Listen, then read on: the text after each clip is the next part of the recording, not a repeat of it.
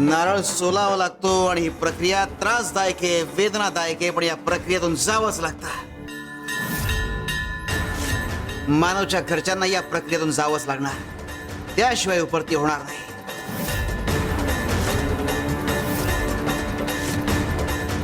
इकडे अंजलीचा संघर्ष वाढतोय आणि दुसरीकडे मानवच्या घरच्यांना अद्दल घडवण्याचा प्रवासही सुरू होणार आहे. गया, मी अनुभवाने सांगते स्वामीदेव काय म्हणतायत ते. जिथे अहंकार मोडत नाही ना, तिथे वेदना शिक्षक बनते. श्री स्वामी समर्थ.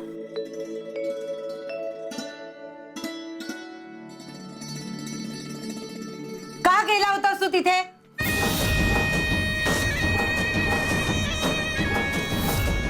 रामदास, आत्ताच्या आत्ता भटजींना बोलावून घ्या. हो. याच्यामुळे सगळ्यांनाच विटाळ झालाय. पाड्यावर गेल्यामुळे घर, माणसं सगळं सगळं अशुद्ध झालंय. हो दादा, सगळ्यांचीच एकत्र शुद्धी करावी लागेल. नाही, तुमचे विचार पूर्णपणे चुकीचे आहेत. ती सुद्धा माणसांसारखीच माणसं आहेत, आपल्यासारखी श्वास घेणारी, वेदना सहन करणारी. देवाने त्यांनाही घडवलंय, जसं आपल्याला घडवलंय ना तसंच. आणि माणसांनी विटाळ होत नाही, विटाळ होतो तो त्याच्या विचारांनी, त्याच्यातल्या अवगुणांनी. त्या लोकांची समस्या खरी आहे आणि ती सोडवणं पाप नाही तर पुण्य आहे. दुसऱ्याच्या वेदनेतून माघार घेणं हे देवालाही मान्य नसतं. देव माणसाला माणसाशी जोडतो आणि माणूस माणसाला देवापर्यंत पोहोचवतो. माझं ठरलंय, मी जाणार. नाही जायचं. अगं आजी, तुला त्यांच्या कष्टांची कल्पना सुद्धा नाही. अगं, पाण्याअभावी त्या लोकांचे जीव जातील आणि त्यांचे जर जीव गेले ना तर मी स्वतःला माफ करू शकणार नाही. त्यांचा त्रास संपवणं माझ्या हातात असतानाही मी काहीच करू शकलो नाही, या विचाराने मी जगूच शकणार नाही. थांब मानव,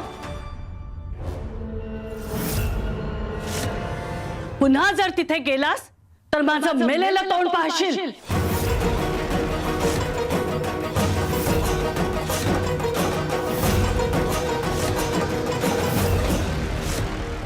कधी कधी माणुसकीची किंमत आपल्याला सर्वात प्रिय नात्यांशी लढून मोजावी लागते.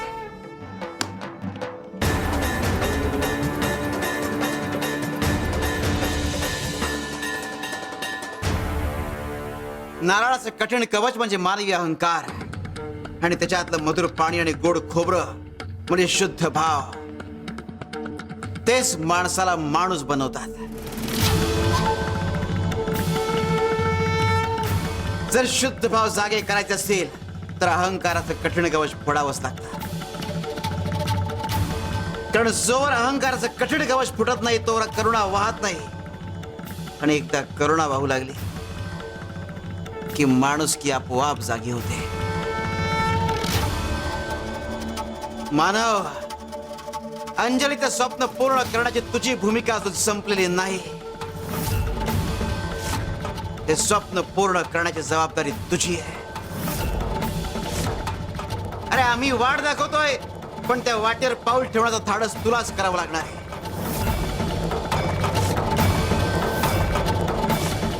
शिवारे शंकर, नमामि शंकर, शिवशंकर शंभो. हे गिरिजापती भवानी शंकर, शिवशंकर शंभो.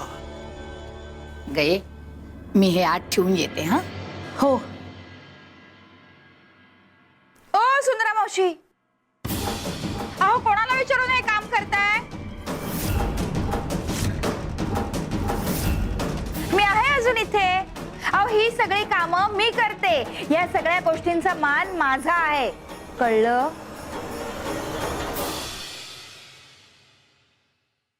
स्वामी देवा, तुमची लीला आगाध आहे. तुम्ही मला माफ केलं, इथे आणलं, पुन्हा तुमची सेवा करायची संधी दिली आणि पुन्हा मी चुकीच्या वाटेवर जाऊ नये याची काळजी तुम्ही घेताय. सुंदरा मावशी, म्हणजे तुम्हाला नक्की काय म्हणायचंय? गये अगं, या कपिलाताईंना पाहिलं ना की मला मीच आठवते. मीही अगदी अशीच बोलायचे, अशीच वागायचे ना. पण आता हे सगळं पाहिलं की मला जाणीव होते मला पुन्हा या वाटेवर जायचं नाहीये. कपिलाताई, अहो शहाण्या व्हा, मानपानात काही नाहीये. अहो स्वामी देवांची सेवा करायची संधी मिळते आपल्याला, हे मोठं भाग्य समजा आणि तेच करत राहा. सुंदरे, इतकी वर्ष मी तुला गोष्टी समजावत होतो तेव्हा कळलं तुला? आणि हिला सगळं आत्ताच कळेल अशी अपेक्षा कशी करतेस? ही सुद्धा हिच्या अनुभवातून शहाणी होईल आणि शहाणं कधी व्हायचं हे ही ठरवेल. ते मला काही माहित नाही स्वामी. हा मान माझा आहे आणि होता होता होता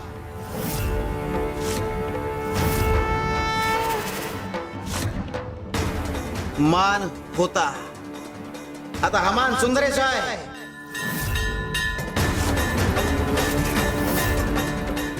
स्वामी देवा हो, आजपासून सुंदर ठरवेल कोणाला कुठला अधिकार द्यायचा आणि काय मान द्यायचा ते.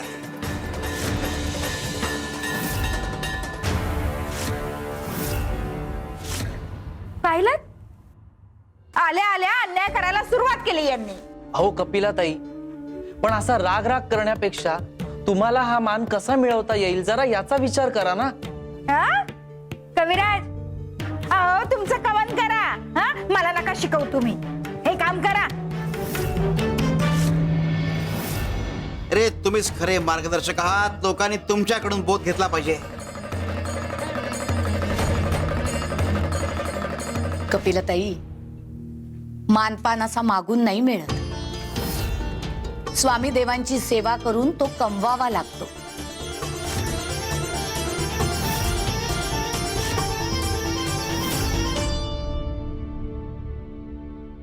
अरे अरे मामा, इकडे का घेऊन आलायस? देवाच्या डोक्यावर हात ठेवून शपथ घे. त्या पाड्यावरच्या अंजलीवर तुझं प्रेम नाही ते? काय बोलतोस तू? असं काहीही नाहीये. मी काही बोलतो? आज मग हात का झटकला? हात झटकला म्हणजे याला शपथ घ्यायची नाहीये. शपथ घेतली नाही याचा अर्थ याचं त्या पाड्यावरच्या अंजलीवर प्रेम आहे. काय सांग, तुम्हा दोघांमध्ये काय चाललंय? ते काय चाललंय? अरे आपलं घराणं काय, तिचं घराणं काय? अरे त्या पाड्यावरच्या अंजलीवर तू प्रेम तरी कसं करू शकतो? ही तुझी आवड, ही तुझी निवड.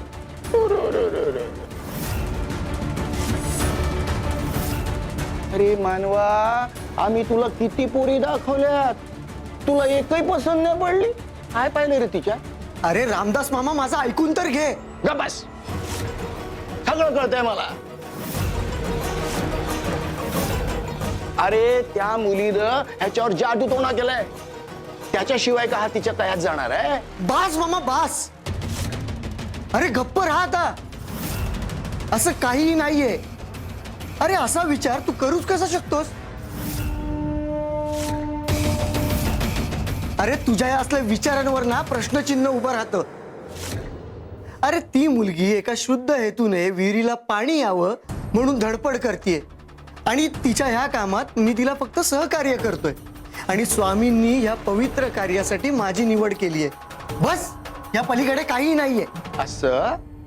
मग देवाच्या डोक्यावर हात ठेवून शपथ घे. हे मला मान्य नाही. अरे ज्या गोष्टीला काही आधारच नाही त्या गोष्टीची शपथ का म्हणून घ्यायची? शपथ घ्यायची नाही म्हणजे सरळ आहे.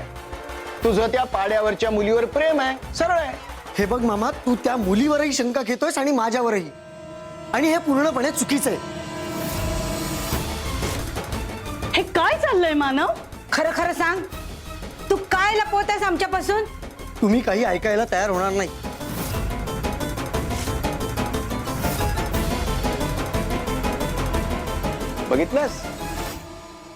बघितलं शशिकला ताई?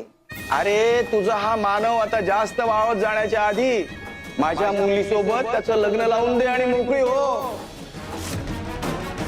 म्हणजे तुमच्या घराण्याच्या परंपरेला, पावित्र्याला, प्रतिष्ठेला धक्का लागणार नाही आणि तुमची बदनामी सुद्धा होणार नाही. कळलं ताई?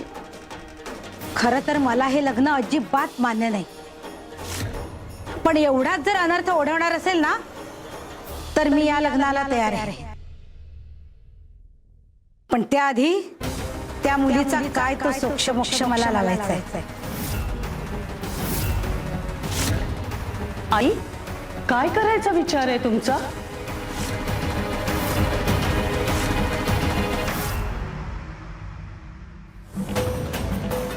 देवा, तुम्ही आत्ता म्हणालात की या नारळाच्या वाट्याच मार्गदर्शक आहेत. ते का म्हणालात हे जाणून घ्यायचंय आम्हाला. होय स्वामी, या नारळाच्या वाट्यांकडून नेमका कोणता बोध घ्यायचा आहे आम्हाला? कळेल. आता आमच्याकडे कुणीतरी काही मागायला येणार आहे, त्याला बोध देऊ देवा. ऐका,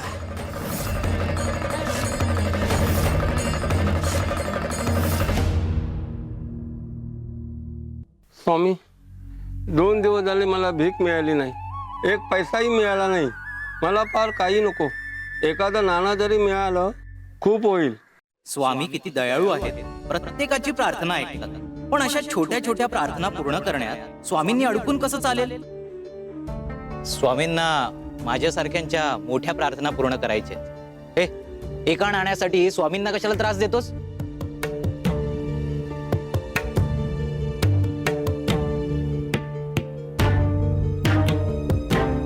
हे घे.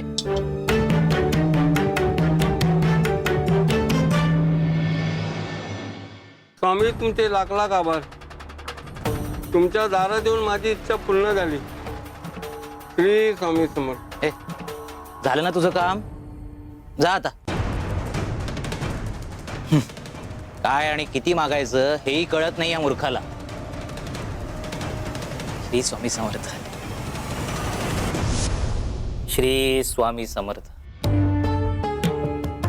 काय रे, काय मागायला आलायस?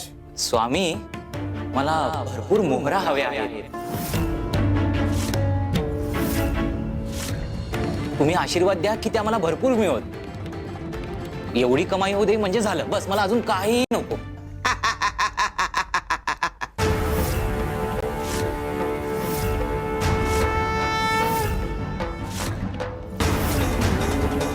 काय झालं? काय रे, बाहेर त्या गरीबाला एक नाणं दिला आणि पळून लावलंस? हा,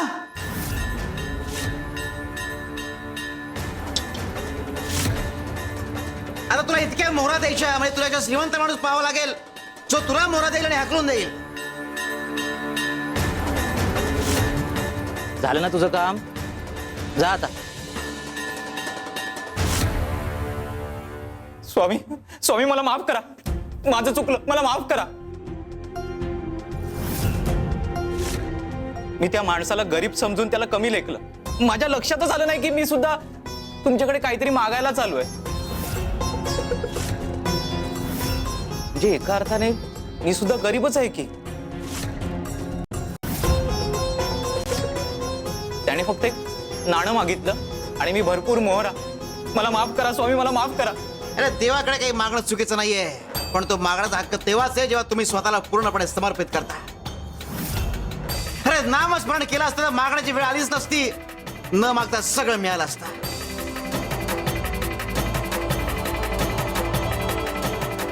रोज देवापुढे नारळ अर्पण करतोस ना, हे घे. अरे नारळ स्वतः घाव सहन करतो, पण त्याच्यातलं मधुर पाणी आणि गोड खोबरं इतरांना देतो.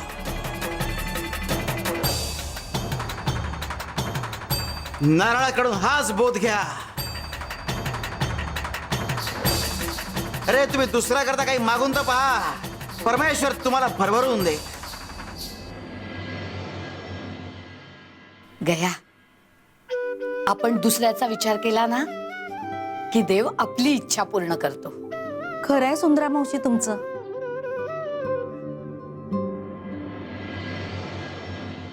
पंच महोदय, ह्या मुलीनं अंजलीनं आमच्या मानवला प्रेमाच्या जाळ्यात अडकवण्याचा प्रयत्न केला.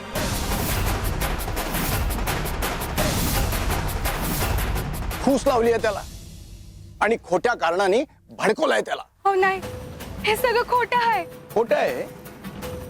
मग सांग मला, मानवला पाड्यावर घेऊन गेली होतीस का नाही?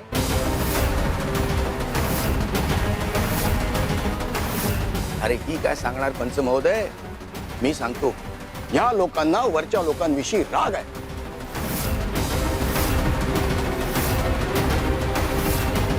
मग तो राग काढू शकत नाही आणि म्हणून यांनी असा मार्ग काढलाय, आपल्यावर सूड घ्यायचा. अहो मालक, अहो तुमचं काय तर गैरसमज होतोय. आमच्या मनात तसं काहीच नाही. हो, यात काही तथ्य नाही. तुम्ही दूषित विचार करताय.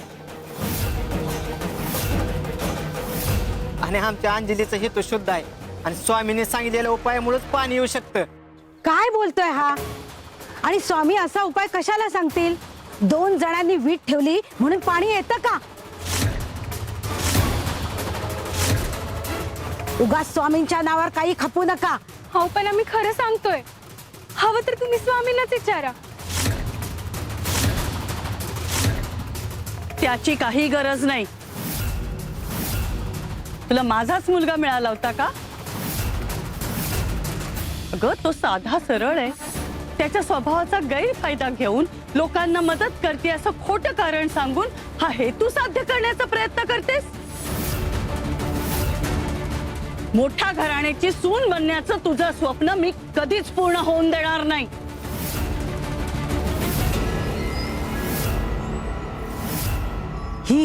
ही अंजली सातत्याने नियमभंग करते, विटाळ करते. अशानं पाड्यावरच्या लोकांची हिंमत वाढेल. शिक्षा द्या हिला.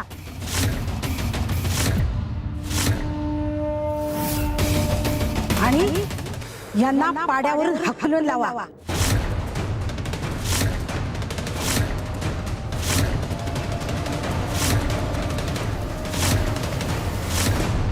हे पूर्णपणे चुकीचं आहे.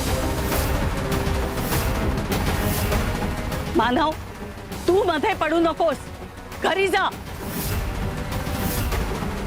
मी तुम्हाला विनंती करते, मानवरावांना फक्त एकदाच इट रचू द्या. मग हवं तर आम्ही पाडा सोडून जाऊ. नाही, इथे जर निर्णय झाला नाही तर आम्ही फौजदाराकडे जाऊ आणि हे प्रकरण वरपर्यंत नेऊ. अख्खा गाव यांच्या विरोधात उभा करू. आज फक्त पाडा सोडायला सांगतोय. ही गोष्ट जर गावात पसरली ना तर अख्खा पाडा हटवावा लागेल.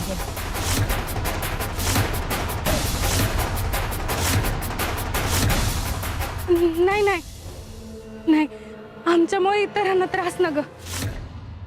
आम्ही पाडा सोडून जाऊ.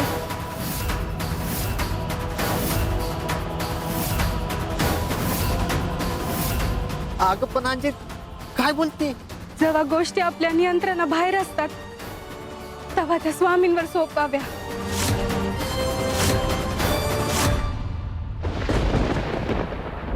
यांनी पाड्याबाहेर पाऊल ठेवलं तर अनर्थ ओढवेल. यांनी पाड्याबाहेर पाऊल ठेवलं तर अनर्थ ओढवेल. यांनी पाड्याबाहेर पाऊल ठेवलं तर अनर्थ ओढवेल. यांनी पाड्याबाहेर पाऊल ठेवलं तर अनर्थ ओढवेल. यांनी पाड्याबाहेर पाऊल ठेवलं तर अनर्थ ओढवेल.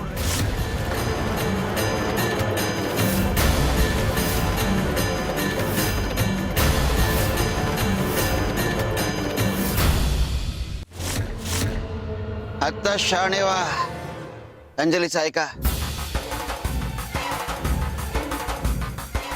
वेडसर म्हातारा आहे हा. वय झालंय म्हणून काहीही बडबडतोय. म्हणे अनर्थ होईल. अगं शशिकला ताई, दुर्लक्ष कर यांच्याकडे.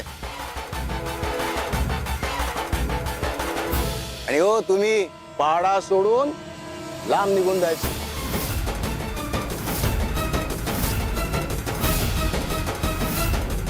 हे सगळं चुकीचं आहे. पंचांनी निर्णय घ्यावा आणि मला पाड्यावर जाऊ द्यावं.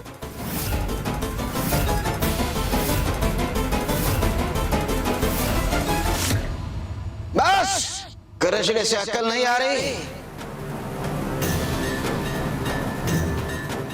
अन्याय जेव्हा सत्तेचा मुखवटा घालतो तेव्हा न्याय दैवी गर्जनेतून बरसतो. तेव्हा न्याय दैवी गर्जनेतून बरसतो. तेव्हा न्याय दैवी गर्जनेतून बरसतो. तेव्हा न्याय दैवी गर्जनेतून बरसतो.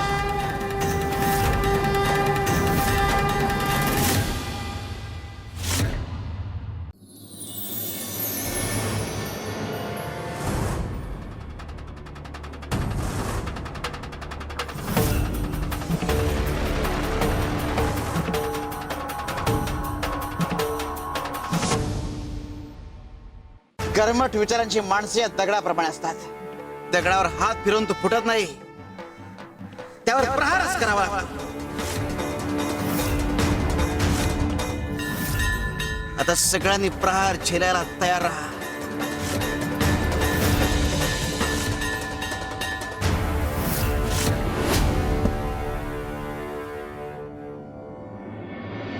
कविराज, सगळ्यांना म्हणजे आपण नाही ना त्यात? आणि स्वामी एवढे का रागवलेत? तुम्हाला काही कल्पना आहे का? कपिलाताई, अहो जेव्हा कोणताही अन्याय मर्यादा ओलांडतो ना, तेव्हा देव मौन सोडतो आणि क्रियेने बोलायला लागतो.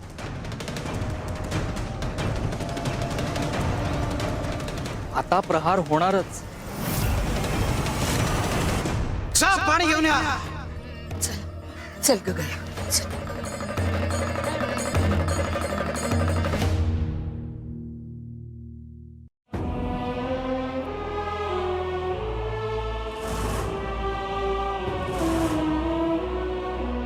आपण पाडा सोडून चाललोय ही बात खरी आहे, पण पाण्याचा प्रश्न तसाच राहणार. ही समस्या कधीच सुटणार नाही.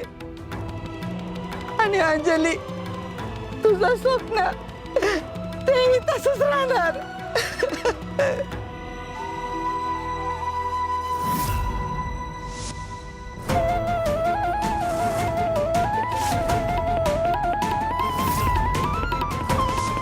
आपल्या पाण्यात पाण्याचा भयानक तुटवडा आहे.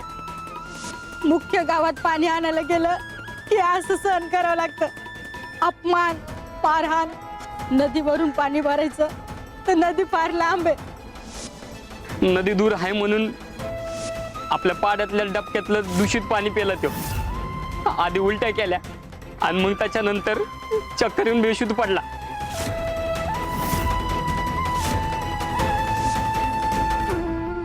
लोकांचे हाल बघून जीव तुटत होता माझा, आणि त्यांचेच हाल थांबावे म्हणून माझी धडपड सुरू होती. पण माझी धडपडच जर आपल्या पहाड्यातल्या लोकांना पहाडा सोडायला भाग पाडणार असेल तर मला ही धडपड थांबवावीच लागल.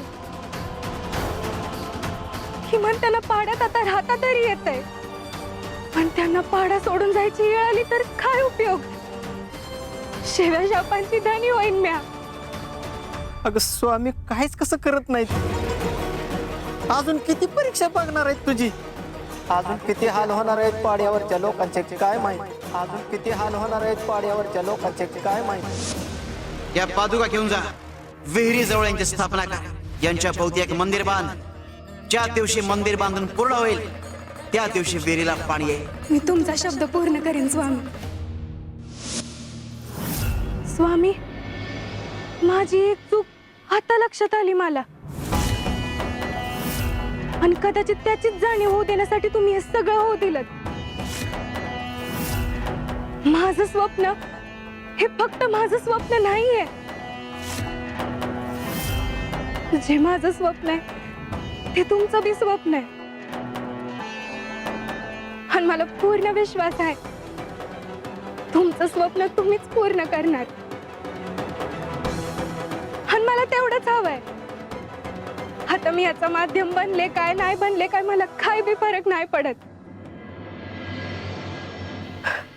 स्वामी, तुम्ही म्हणलं होतात ना, आपण ज्या दिवशी स्वप्न देवाकडे सोपवतो त्याच दिवशी ते स्वप्न पूर्ण होऊ लागतं. आणि मला विश्वास आहे, मला खात्री आहे, हे स्वप्न नक्की पूर्ण होणार. श्री स्वामी समर्थ.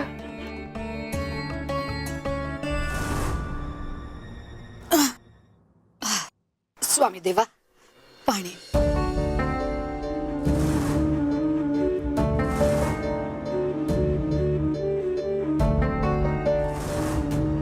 जडे फार.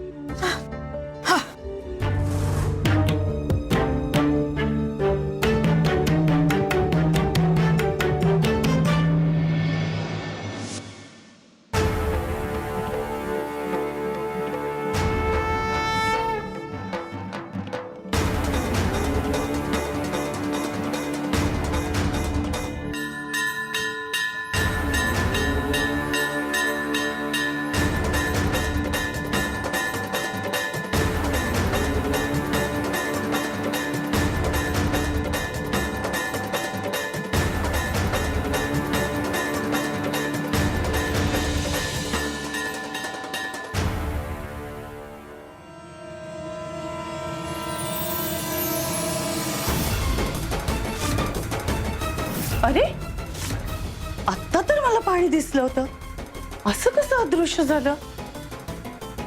कदाचित मला भास होत असेल.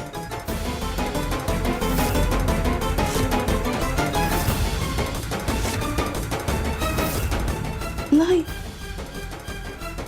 पाणी नाहीये. मी तर माठ पाण्याने भरून ठेवला होता. गेलं कुठं पाणी?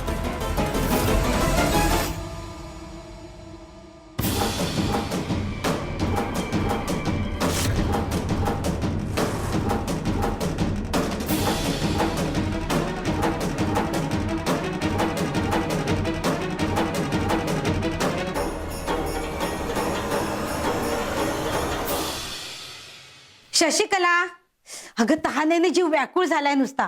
अगं पाणी देतेस ना मला आणि रामदासला?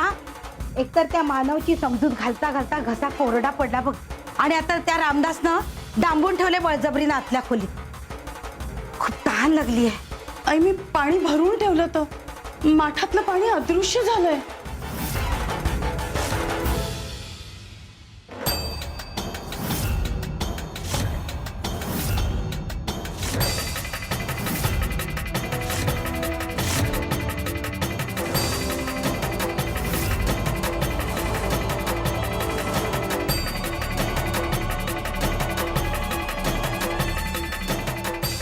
जा अजून पाणी घेऊन या. असून जा. चला. अगं तू माठात पाणी भरून ठेवायलाच विसरली असशील बघ. जाऊ दे, हंड्यातलं दे. हो.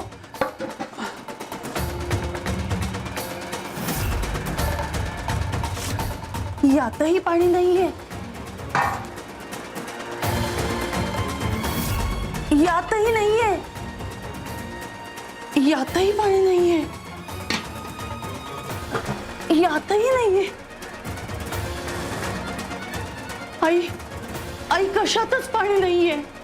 मी सगळी भांडी खांडे सगळं पाण्याने भरून ठेवलं होतं, पण आता कशातच पाणी नाहीये.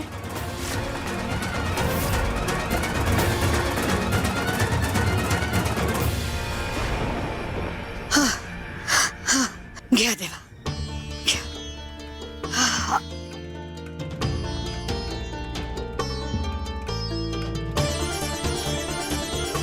ठेव.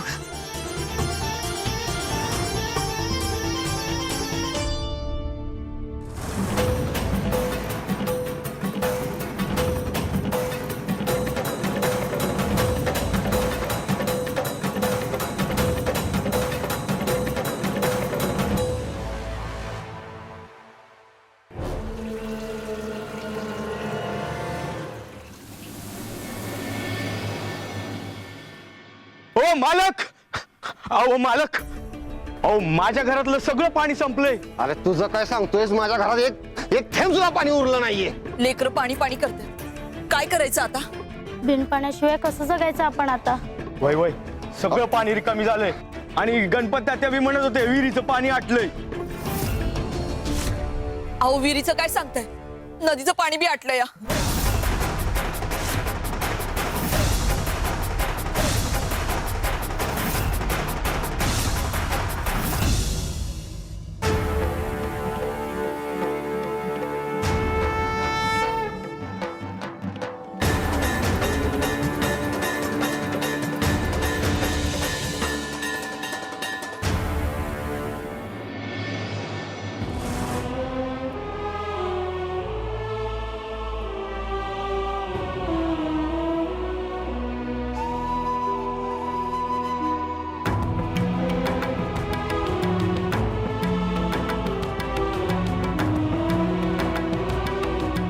आपलं घर, आपली माणसं असं सोडून जावं लागेल असं वाटलं पण नव्हतं.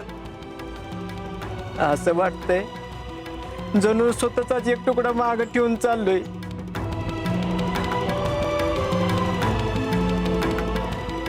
स्वामी, मी माझं नाही, तुमचंच स्वप्न तुमच्याच हातात सोपवलंय. बा आय, कधी कधी निघून जाणं ही पळवाट नसते, ते सगळ्यात मोठं समर्पण असतं.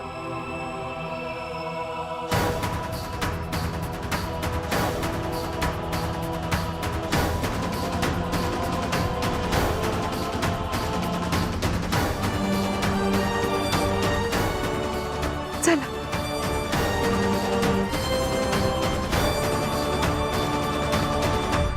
स्वामी, एवढं पाणी का पिताय? त्रास होईल तुम्हाला. कपिलाताई, स्वामी देवांना त्रास देऊ नका हो. अहो स्वामी देवांची लीला आहे ही. आता का कशासाठी हे आता आपल्याला नाही कळणार, पण त्यांच्या लीलेत बाधा आणू नका. त्यांच्या लीलेचे साक्षीदार व्हा. आणि हो, जेव्हा लीला सुरू होते ना तेव्हा प्रश्न विचारायचे नसतात, फक्त विश्वास ठेवायचा असतो. कपिलाताई, अहो स्वामी उगाच कुणालाही त्रास नाही देत.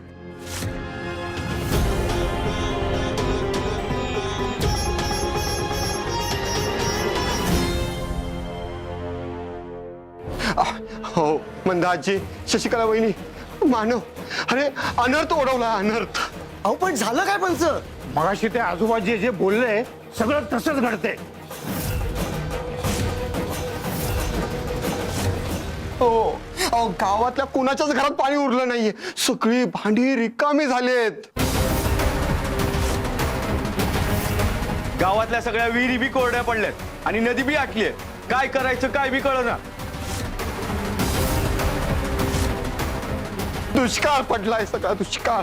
आपण त्या अंजली आणि तिच्या कुटुंबाला पाडा सोडायला सांगितलं होतं ना, ते तिकडे पाडा सोडून गेले आणि इथं संकट ओढवलं.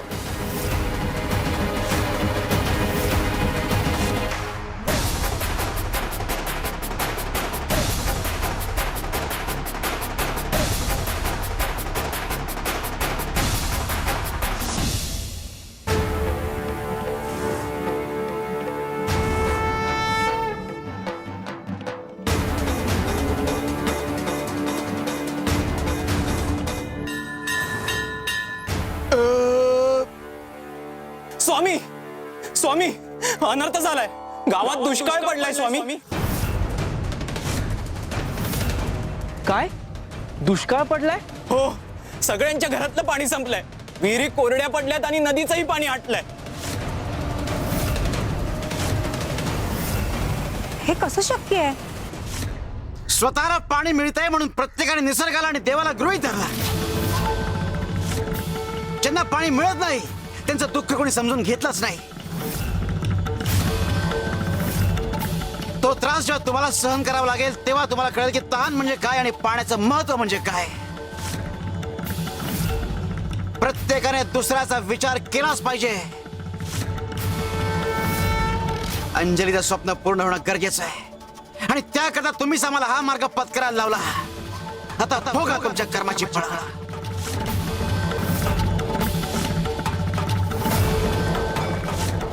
शिव शंकर शंकर. आई आजी तुमचा हट्ट सोडा. त्या अंजलीचं स्वप्न पूर्ण होऊ द्या. तुम्ही त्यात खोडा घातलात म्हणून त्यांना पाडा सोडून जायची वेळ आली आणि म्हणून स्वामींचा कोप झाला. आणि त्या गोष्टीचा त्रास अख्ख्या गावाला सहन करायला लागतोय. शब्द जपून वापर मानव. उगाच काही बोलू नकोस. त्याच्यामुळे काही झालेलं नाहीये. अगं आजी आई, तुम्ही माघार घेतल्याशिवाय स्वामी शांत होणार नाहीत.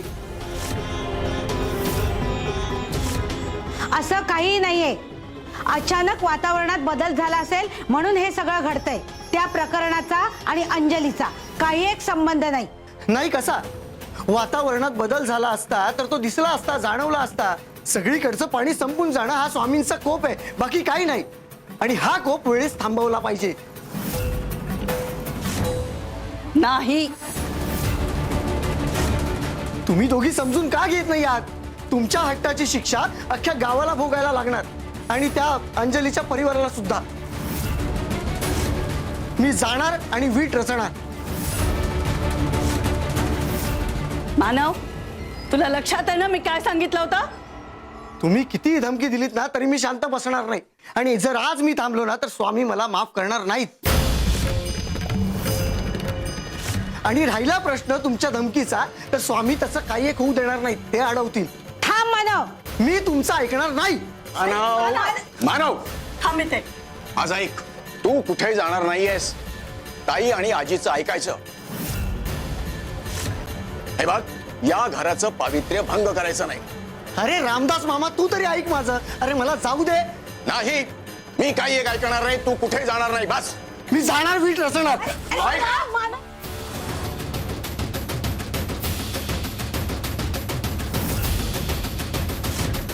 तुम्हाला कसं कळत नाहीये? त्यांचा पाण्याचा प्रश्न सोडवायला मी जाणार. मानव थांब. दादा दार लावून घे. अजिबात दार उघडू नकोस रामदास.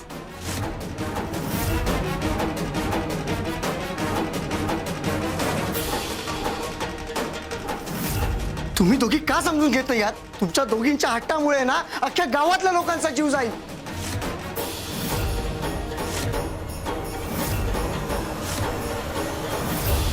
दुष्काळ पडलाय, पाणी नाही. अहो कविराज, हे ऐकूनच मला प्रचंड तहान लागायला लागली की दुष्काळ, पाणी नाही. बापरे, कसं जगायचं, कसं जगायचं आता? कपिला ताई, अहो जरा शांत व्हा बरं, शांत व्हा. अहो नका घाबरू. आपण इथे स्थानावर आहोत आणि स्वामी देव इथे असताना त्यांच्यावर असा अविश्वास नका दाखवू. असं नाही वागायचं. मग कसं वागायचं? अहो दुष्काळ, दुष्काळ म्हणजे मृत्यू. मृत्यू ओढवणार आहे सगळ्यांवर. आता सगळ्यांवर मृत्यू ओढवणार आहे. तहान लागली आहे. अहो असं काही होणार नाहीये. कुणीही कासावीस होऊ नका. मला तर वाटतं ना, काही लोकांना धडा शिकवण्यासाठीच ही लीला सुरू आहे. तुम्ही जेव्हा तुमच्या कर्तव्याला चुकतात तेव्हा तुमची कर्मही चुकायला लागतात. आणि आज अनेक जण त्यांच्या कर्तव्याला चुकतायत याची जाणीव त्यांना करून द्यायची आहे.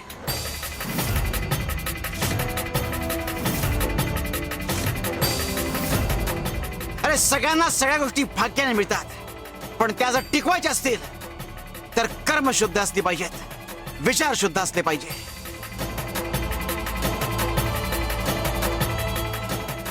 स्वामी, तुम्ही आता बोलत असताना माझ्या मनात एक प्रश्न उत्पन्न झालाय. म्हणजे सगळे असं म्हणतात की कर्मामुळेच सगळं मिळतं, तर काही जण असं म्हणतात की भाग्यच सगळ्यात मोठं. खरं काय स्वामी? म्हणजे भाग्य मोठं की कर्म? उचला दगड आणि चल आमच्या बरोबर. स्वामी, हा दगड मला एकट्याने उचलता येईल असं वाटत नाही. उचल म्हटलं ना, उचल.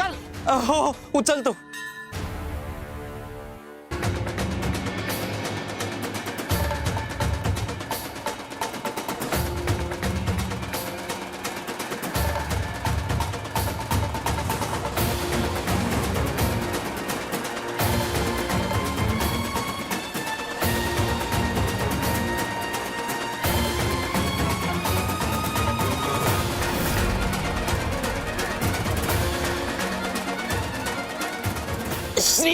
स्वामी समर्थ. श्री स्वामी समर्थ. श्री स्वामी समर्थ.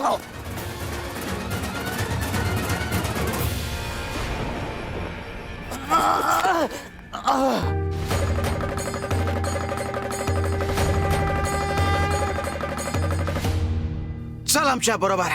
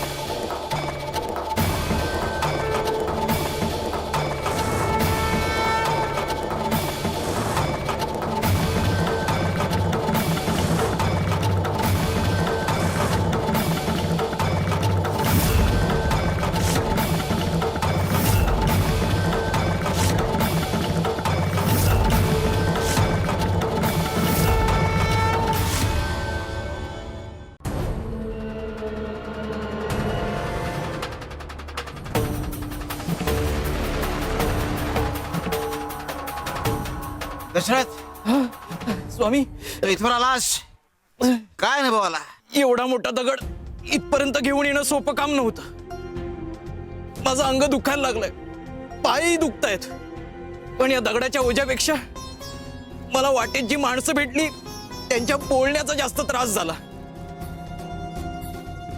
काय बोलले? वाटेत मला गावकरी भेटले, माझ्यावर हसले. मला म्हणाले, एवढा मोठा दगड कुठे घेऊन चाललायस आणि कशाला? मी थांबलो नाही, चालत राहिलो. मी काही ऐकलं नाही, तसंच पुढे चालत राहिलो. मग वाटेत एक वृद्ध गृहस्थ भेटले. मला म्हणाले, भाग्यवान आहेस, स्वामींनी दिलेलं काम करतोयस. स्वामींनी दिलेल्या कामात आपलंच भलं असतं. मी चालत राहिलो. नंतर पारावरची माणसं भेटली, मला दूषणं द्यायला लागली. मला बोलायला लागली, काय या मेल्याचं नशीब आहे, हा दगड घेऊन चाललाय. मी थांबलो नाही, मी मी मी तसाच चालत राहिलो. काही माणसांनी मदत केली, काही माणसं हसले, काही माणसांनी दूषणं दिली, बोल लावले, पण मी तसाच चालत राहिलो. स्वामी, अरे हेच तर आयुष्य आहे. कोणी कौतुक करणार, कोणी नाव ठेवणार, पण माणसाने विचलित न होता कर्म करत राहायचं, ध्येयाच्या दिशेने चालत राहायचं. श्री स्वामी समर्थ. श्री स्वामी समर्थ.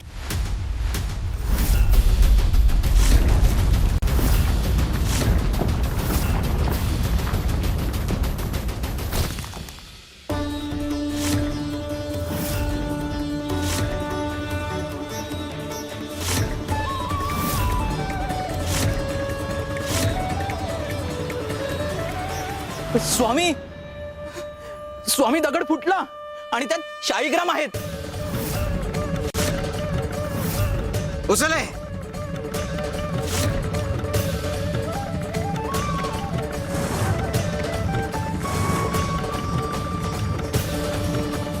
हे तुझ्या नशिबात होता. जर तू दगड उचलून इथवर आणलाच नसता तर हे मिळालं असतं का? नाही स्वामी. स्वामी, शाळीग्राम मिळावे म्हणून माझी फार इच्छा होती. आज ती माझी इच्छा पूर्ण झाली. लक्षात ठेवा, भाग्याचं कुलूप उघडतात एक कर्माच्या किल्लीने. अरे मन शुद्ध असेल तर कर्म आपोआप पवित्र होतं, आणि कर्म पवित्र असेल तर भाग्य साथ देतं. देव बाहेर नसतो रे, तो तुमच्या कर्मातून बोलत असतो.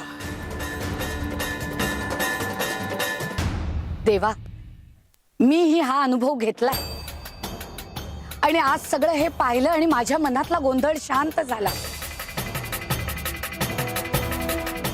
मी आभारी आहे तुमची. आजवर मी नेहमी ना देव बाहेर शोधत राहील. व्रत वैकल्य, उपास तापास, नियम मान पान यात अडकून पडले होते.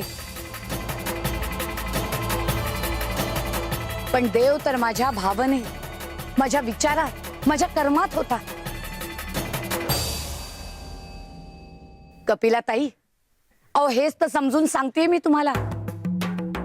भक्ती म्हणजे मागणं नव्हे, तर भक्ती म्हणजे स्वतःला शुद्ध करणं. आज स्वामी देवांमुळे मी योग्य वाटेवर आहे. श्री स्वामी समर्थ. सतत बुवाच्या रीला री ओढत गोड बोलते बुवाशी. बुवाचं मान जिंकून अधिकार मिळवायचा हिला, पण आम्ही तसं होऊ देणार नाही. हे पाण्याचे संपू दे, मग बघतेच या सुंदरीला. श्री स्वामी समर्थ.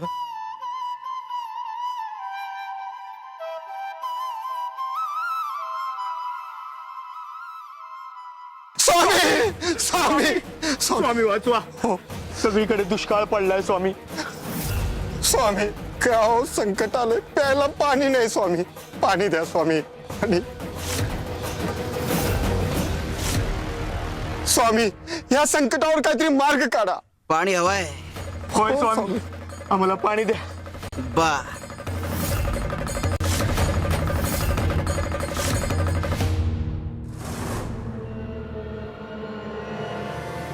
अंजली, आता कुठं जायचं ग?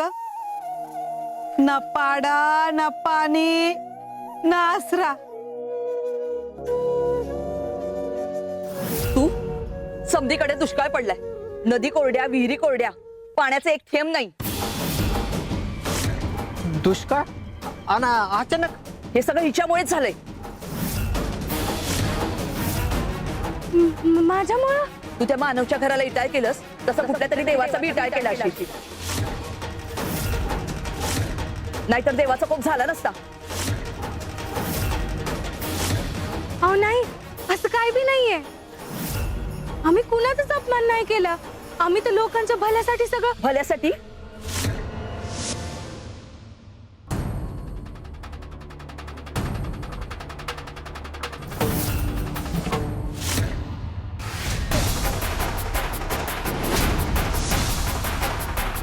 बघितलंस, तुझ्या या एका चुकीमुळे आम्हा सगळ्यांना भोगावं लागतं. या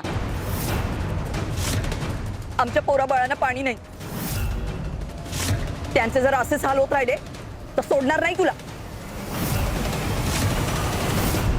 अंजली, खरंच आपण दोषी आहोत का?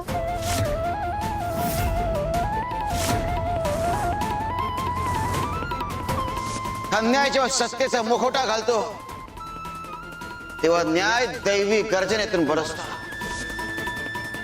आता सगळं कळतंय मला. हा कोप दुष्काळ नाही, ही तर जाणीव आहे. मग आपण आता काय करायचं? स्वामींशी बोलायला हवं. तिथंच काय ते उत्तर मिळेल.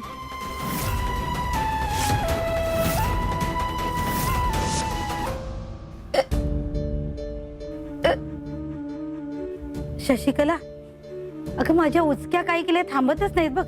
मी दूध घेऊन येऊ का? आण बाई लवकर. हा, आणते. आई, हे घ्या. पाणी नाही तर हे पिऊन बघा.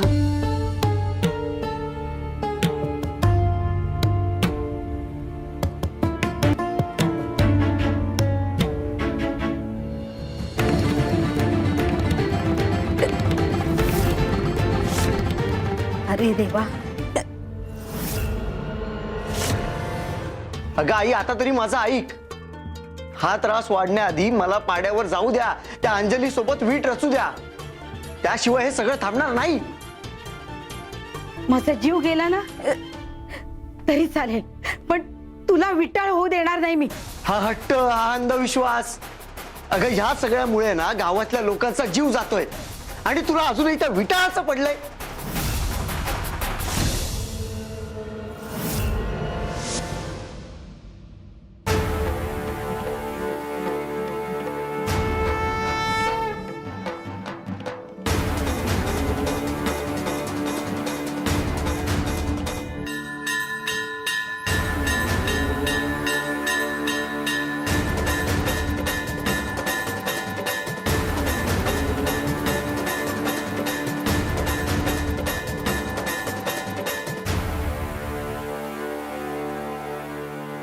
शिवशंकर शंभो.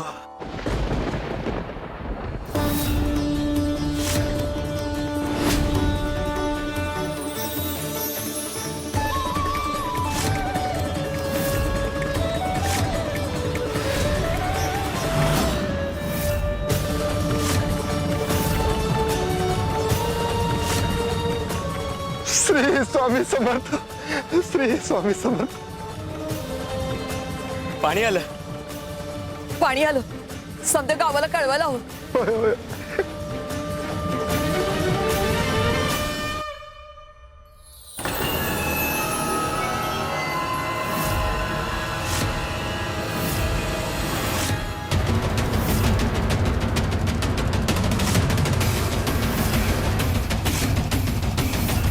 पाणी हवंय ना, या प्या.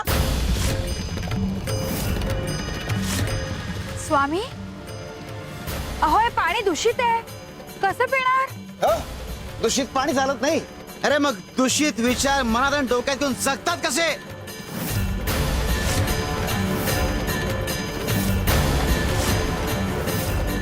आधी मन स्वच्छ करा, मग स्वच्छ पाणी मिळेल. शिवशंकर शंभो. स्वामी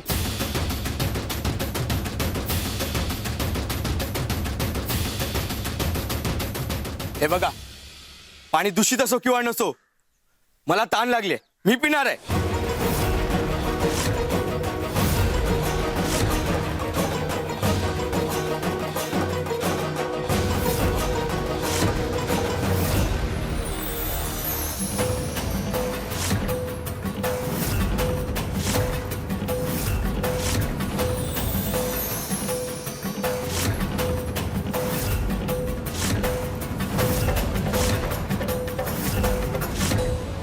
स्वामी देवांचं ऐका. त्यांचा शब्द हा फक्त शब्द नाहीये, तर तो आरसा आहे. आपण कोण आहोत, आपण कसे वागतो हे दाखवणारा आरसा. मानवच्या घरचेच नाही, तर गावातले काही लोकही पाड्यावरच्या लोकांना माणूस म्हणून पाहत नाही, तर त्यांना वेगळं ठरवतात. खालच्या वर्गातले मानतात, त्यांच्या दुःखाकडे दुर्लक्ष करतात. पण पाणी ही केवळ गरज नाहीये, तर ती कसोटी आहे. जिथे तहानलेल्या माणसांकडे पाहून हृदय हालत नाही, तिथे देव, निसर्ग, पाऊसही थांबत नाही. स्वामी देवांनी आज दाखवून दिले, जर पाड्यावरच्या लोकांना पाणी मिळणार नसेल ना, तर ते तुम्हाला कुणालाच मिळणार नाही. तेव्हा आता शहाणे व्हा, हा भेदभाव थांबवा. मानवच्या घरच्यांना समजवा, आणि ते जर ऐकले नाही तर एकत्र येऊन त्यांना बदलायला भाग पाडा. एक लक्षात घ्या, ही शिक्षा नाहीये, तर ही एक संधी आहे आपल्या विचारांना शुद्ध करण्याची आणि माणूस म्हणून पुन्हा उभं राहण्याची.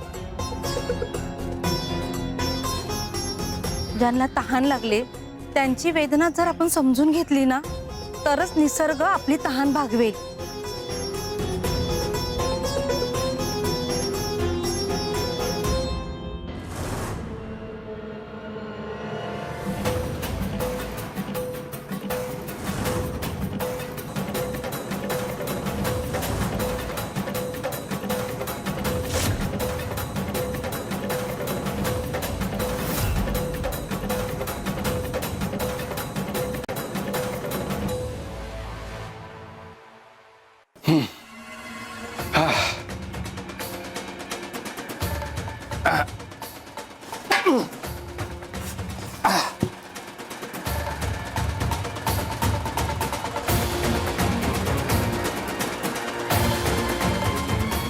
अगं ताई, मी शेजारच्या गावी जाऊन आलो. अगं तिथं अशी परिस्थिती नाही आहे. अरे मुबलक पाणी आहे तिथं. हे बघ, मी पाणी घेऊन आलो अंडावर.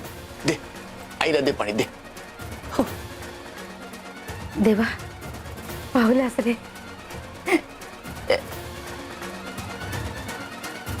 शशिकला दे बाई पाणी लवकर. हो हो हो.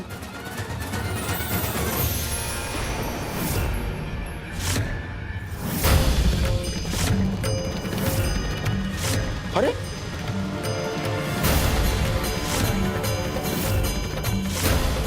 अरे मगाशी मी पाणी आणलं तेव्हा थंड होतं. आता हे अचानक कसं काय उकळायला लागलं?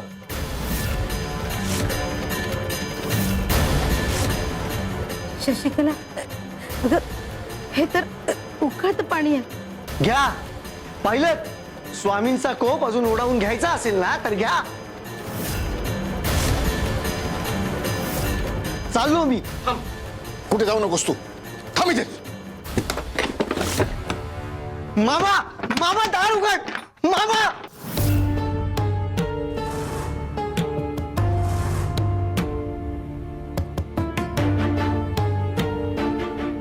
शशिकला अगं मरताना तरी मला 2 घोट पाणी मिळेल का ग? आई असं आजी! बाई. आजी! आई अजूनही वेळ गेलेला नाहीये. हट्ट सोडा. स्वामींनी सांगितलेलं ऐका, नाहीतर सगळं हाताबाहेर जाईल. आणि जिथे माणूस माणुसकी नाकारतो ना, तिथे निसर्ग शेवटचा इशारा देतो.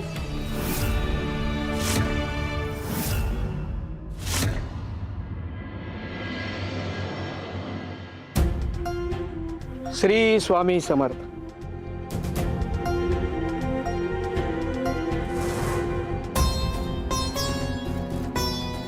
काय रे फुलांनो, तुम्ही करता का भेदभाव? की मी वरच्या फांदीवरचा, तू खालच्या फांदीवरचा, तुझ्यापेक्षा माझा सुगंध छान, माझा रंग उजळ, तुझा कमी उजळ. अरे माणसांच्या सहवासात राहून सुद्धा तुम्ही माणसांचा गुणधर्म घेतला नाही, याचं आश्चर्य वाटतं आम्हाला.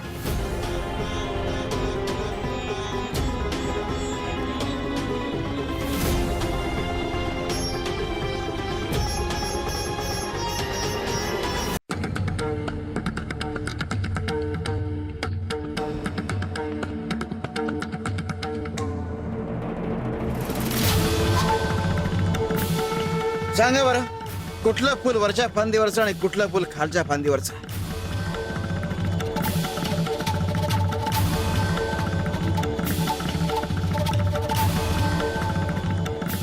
नाही स्वामी, नाही ओळखता येत. कारण फरक नाहीच आहे. अरे देव किंवा निसर्ग फरक करत नाही. त्याच्या घरात सर्व फुलं सारखेच. वरच्या फांदीवरचं फुलही सारखं आणि खालच्या फांदीवरचं फुलही सारखंच. कुठलं फुल कुठल्या फांदीवर येणार यात त्या फुलाचं काही कर्तृत्व नसतं. त्याचप्रमाणे कोण कुठल्या घरात जन्म घेणार यात त्या व्यक्तीचं काही कर्तृत्व नसतं. आणि ज्यात तुमचं काही कर्तृत्व नाहीये त्याचा माज कसला करताय? माज करणाऱ्यांना धडा शिकवायला. स्वामींना काय सुचवायचंय हो? कदाचित भेद करणारा माणूस हा सुगंध गमावतो आणि शेवटी उन्हात कोमेजतो, असं काहीतरी असेल. हो सुंदरा मावशी, अगदी बरोबर बोलताय तुम्ही. शिव शंकर शंभो.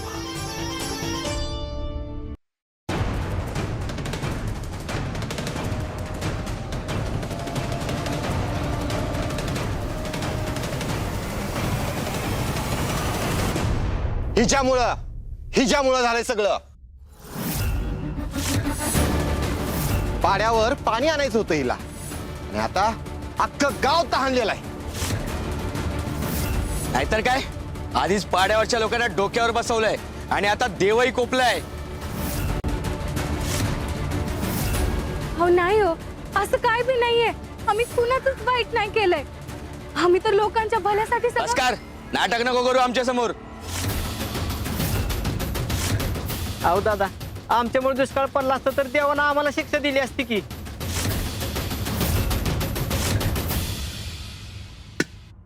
औदसे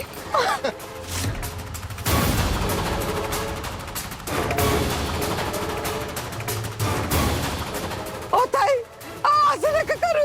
अहो तिने काय नाही केलं. औदसे जीवच घेते तुमचा. सोडा. अहो ताई सोडा तिला. तिला मारू काय पाणी येणार आहे का? कोणी मध्ये पडायचं नाही. सोडा तिला. अहो तिने काय नाही केलं.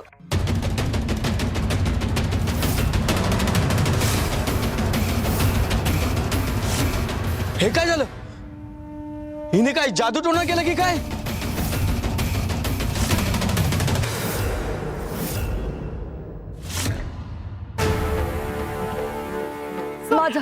माझा श्वास का थांबतो.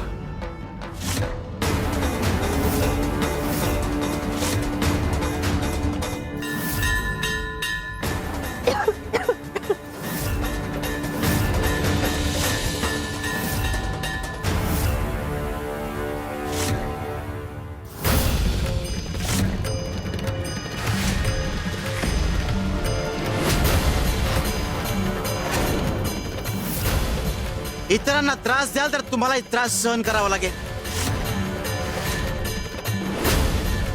गावावर तुमचा कोप झाला हे माझ्या लक्षात आलंय.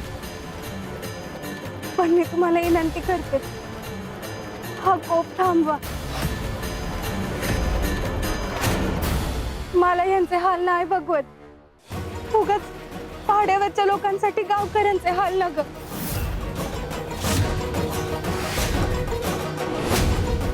हे कुठल्या कोपाचं फळ नाही, हे कर्माचं फळ आहे. प्रत्येक जण ज्याच्या त्याच्या कर्माचा परिणाम भोगतोय. मग पाड्यावरचा पाणी प्रश्न कधी सुटायचा? त्याला दुसरा काय मार्ग नाही का?